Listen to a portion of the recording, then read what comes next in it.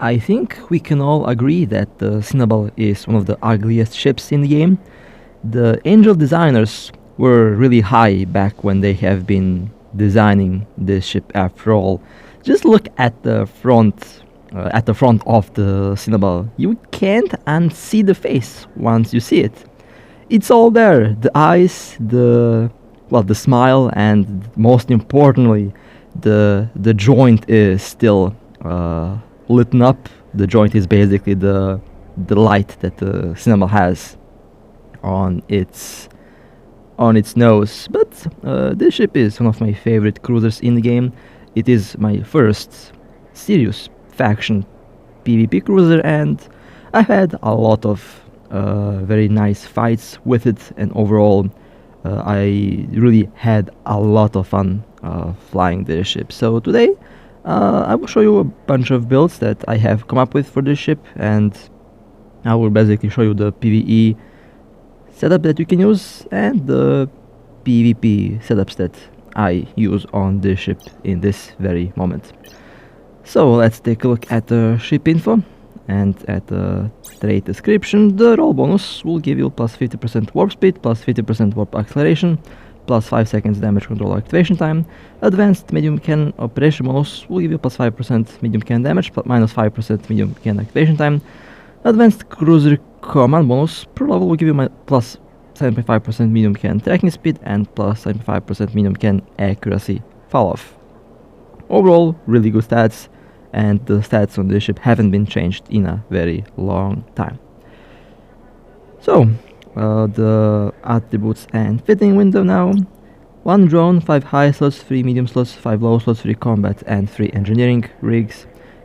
23,000 defense. Now the Cynabal can be a shield or armor tank. I personally like to use a passive shield tank or a active armor tank. Both are generally very nice. The capacitor on the Cynabal is on the lower side, although that is common with the other Angel ships. The Cynabal is the fastest cruiser, the fastest faction cruiser in the game. The only ship that might be a bit faster or equally as fast is the Phantasm. After all, the Phantasm has a bonus on afterburns. So on to the build, 1642.87 DPS with the... Oh, okay, looks like I have some X-types installed.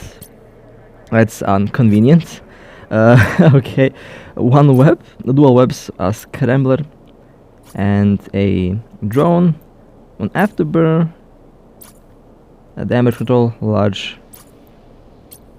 What the hell is up with these X-types all over the place? What did I do with this ship before I was recording the video? Let me quickly go and replace all of the modules that are shown incorrectly here. Now the extender is very nice to use on this boat. This build is basically my primary PvP build at the moment. Sometimes I use triple gyro stabilizers, sometimes I use 2, and recently I started to use dual extenders, one large and one medium. Also works really well. So far haven't encountered any real issues with that build. Triple burst aerators, and in the engineering rigs, dual auxiliary thrusters and 1 capacitor control circuit. Now the nanocore on this ship is the Lucifer nanocore, the same nanocore that I used on the Dramil. Now why the Lucifer nanocore? Well, I think that it makes the ship look really good. After all, I choose my nanocore based on the nanocore design, and the stats are always secondary. I did not upgrade this core, only the primary stat plus 18% cannon damage. You can take a look at the other stats over here, plus shield and plus flight velocity, but I picked the extra cannon damage because the speed is already okay. And you have a wide variety of nanocores for this ship. Although personally I like the Concord Nanocore or the Tungsten Blue Nanocore. I use the Blue Nanocore on my primary PvP Cynabal, and so far that ship with that Nanocore has been destroying ships that have been using a much more expensive Nanocore, so in the end Nanocore doesn't really matter much. The player's skill and tactics is what's mostly important here.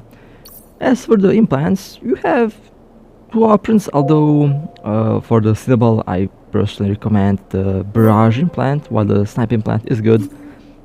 The Barrage implant works a little bit better for a Cynabal. The general unit setup will be the same that I use on my PvP Cynabal. Basically, I will go with the gyro stabilizer units, and recently I also started to add the extender units. Basically, I have extended the shield on the ship with a general unit for the extender plus 23%. I did replicate the exact same build that I show you here on my primary PvP Cynabal. It works really well, and that's basically how I have been flying the ship into combat for at least couple months. Now, no passive effect, still the DPS is about the same.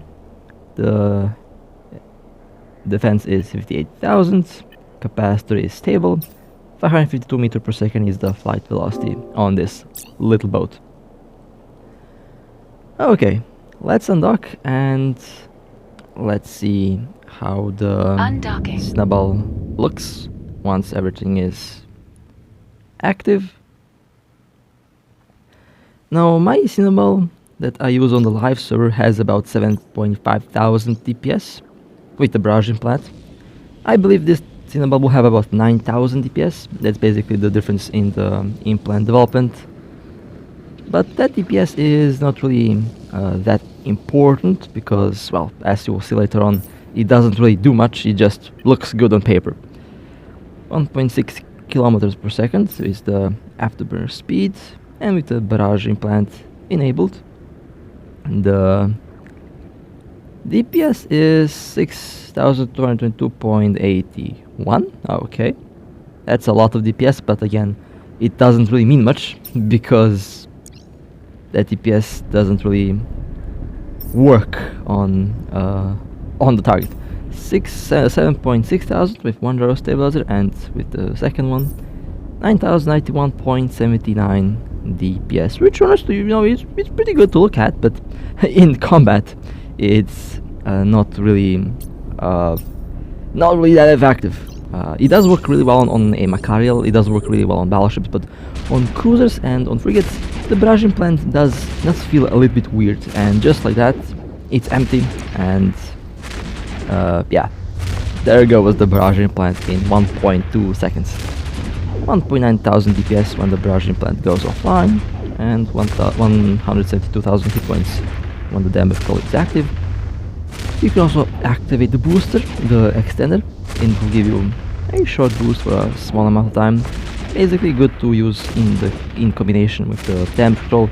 It can absorb a lot of incoming damage. It does absorb all the implants really well. Basically short hit and run operation. Now this is a new build that I showed you recently. Dual extenders, one medium, one large, a gyro stabilizer, damage control, and a micro warp drive or an afterburner. Basically you can use both, but I prefer a micro warp drive to quickly catch the target if I land a little bit further away from them. A build like this has one adaptive, one extender, and a damage control. Also looks very nice. You can also do a full-on passive tank, dual adaptives, one extender, one damage control. You can use a micro warp drive or an afterburner. Both are very good and solid options. Depends on what type of combat you're going in. Depends on the target as well. But both are a good option. But if you can't decide, you can do a dual propulsion build, dual adaptives, an extender, afterburner, and a micro warp drive. To burn towards target, afterburner to orbit. You can also use adaptive any damage control also works about the same way, just gives you a lot more tank for 18 seconds once you activate damage control. A active shield tank would look something like this. You can do a dual large module setup with a large battery and a large booster. You can replace the damage control into another adaptive for a more, I guess, for more stable resistance in the longer run, but the build works the same way. You can technically do a passive armor tank in the same way as you do the passive shield tank, although this will probably be good against ships that use lasers, because armor is a lot more effective at resisting lasers than shields. After all, lasers melt shields. And you can use an afterburner, or you can use a micro warp drive. Although keep in mind, the armor plate will make your ship a little bit slower, because armor plates weigh a lot and they do reduce the ship's speed, and it does use a bit more power grid. You can also do a build like this, one adaptive and a large armor plate, same combination as with the large extender, and you can do a full-on passive resistance armor tank. For this build you can use a micro warp drive or an afterburner. You can also use a dual propulsion build if you have the power grid for it, although you'll probably have to do some sacrifices in order to fit an afterburner and a micro warp drive at the same time with a large armor plate, because armor plates use a little bit more power grid than some of the other extenders that we have. And this is a active armor tank, dual adaptives, medium Nosferatu, large armor repair, or you can do something like this: adaptive hardener, battery, repairer, damage control, afterburner, and a Nosferatu. Capacitor is 50 minutes, much better capacitor than the previous build. And you can do medium armor repair build with dual medium armor repairs and a large Nosferatu. Now the capacitor is stable. So you indeed have a lot of options to choose from in order to build this ship. And this is a PvE build for high sec. Triple gyro stabilizers, large armor repair, medium Nosferatu, and an afterburner. This relies on speed to avoid damage, and since the Cynabal has a very small signature radius, it should do that job really well. Now, one thing that I will change here, I will add one armor repair output boost unit that will improve the armor repair on this ship. That way the ship can repair a lot more armor if necessary, and this is how the ship looks now. I'm generally very happy with the stats. And with that being said, let's take a ride on the Cynabal and let's see how this little ship works. So I think previously I did a shield tank in a very similar way, and now I will do an armor tank. I prefer armor tank over shield tank, mostly because it does save a lot on capacitor, and it can make the ship last much longer. Of course, it does eat a lot more power grid, although I don't think that's a big problem. Most Cynabal pilots should already have enough power to fit any type of large repair. It doesn't have to be the C-type. The green one is also really good. Basically, any large armor repair would do the job, because in high sec you don't really need a lot of tank. You can go maximum DPS and everything will run just fine without a problem. And well, now the Cynabal has turned into a machine gun. The turrets have one of the best looking animations in the game. Not really sure if you will see the same image that I do.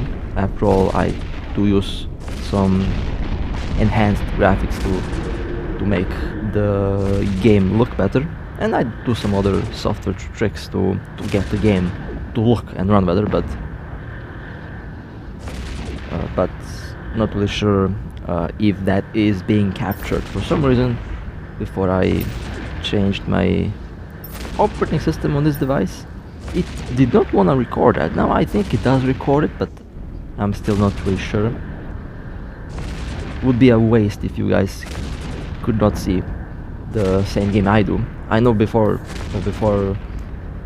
I changed the operating system, when I record it would still show like the default game, but now I think it kinda does look a little bit different when I record and edit the video, although I'll have to do a good side-by-side comparison.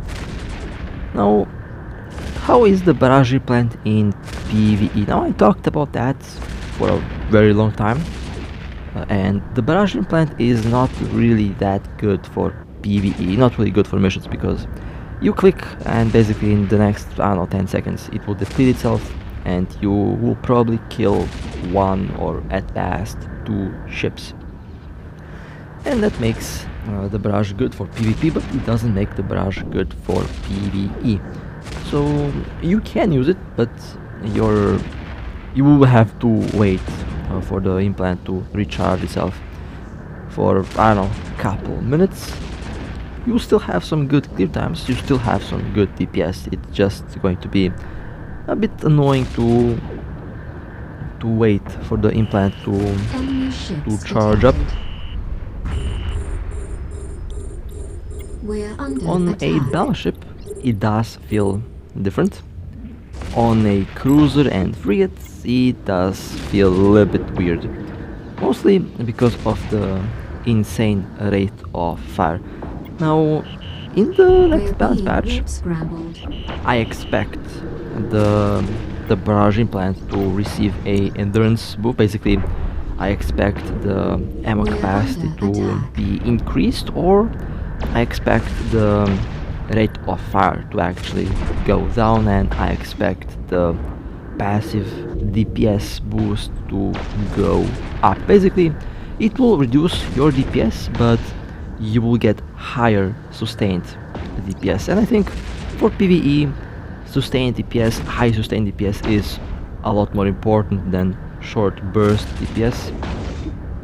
In PvP, it can also work the same way, although the crazy rate of fire can be used to quickly break a tank. However, recently more and more ships are actually starting to fit a bit better.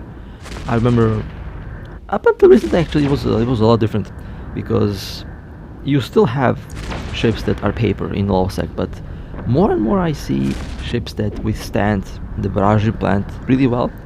The last couple fights that I had with the Cartel were basically proof of that.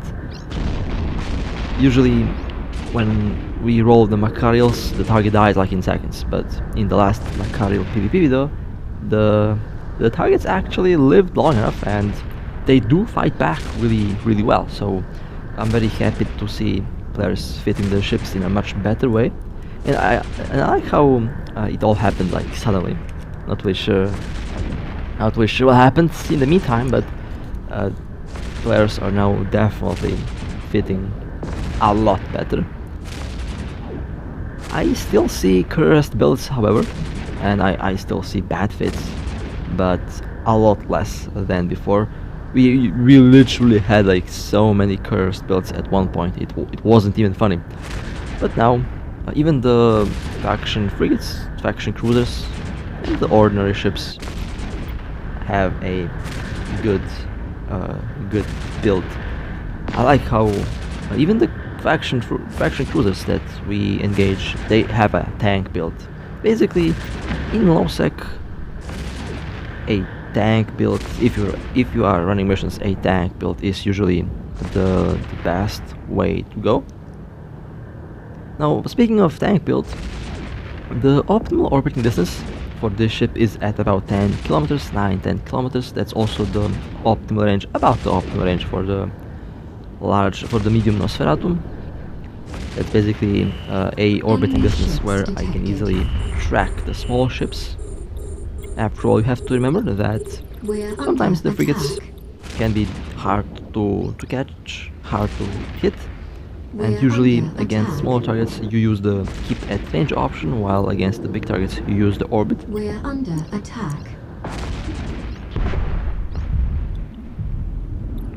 Or you use a long range orbit in order to track the smaller targets. Now with this ship I use a combination between orbit and keep at range, but you can do both at about 10-12 kilometers. You can easily do orbit around frigates.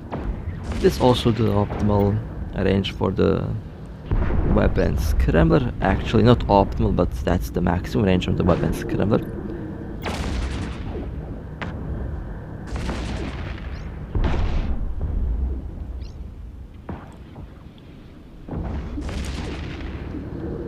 You can't use the command bursts.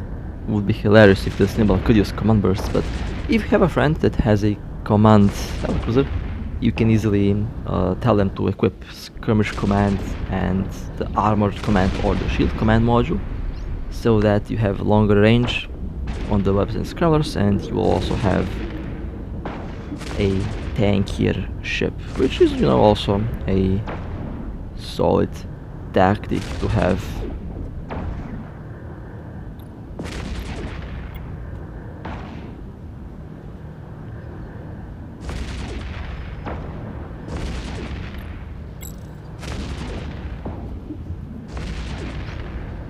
For some reason I went outside of the orbit. The maximum range that you will hit targets at is about 25-30 kilometers, which is pretty solid, although the fall-off range is 18 kilometers and optimal 3 kilometers. I would not orbit at 3 kilometers because usually you'll orbit too fast.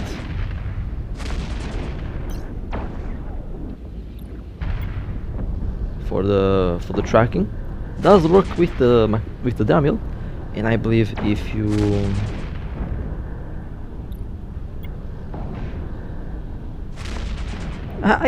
do manual fly, then you should be able to hit, although it's not a big issue to track targets.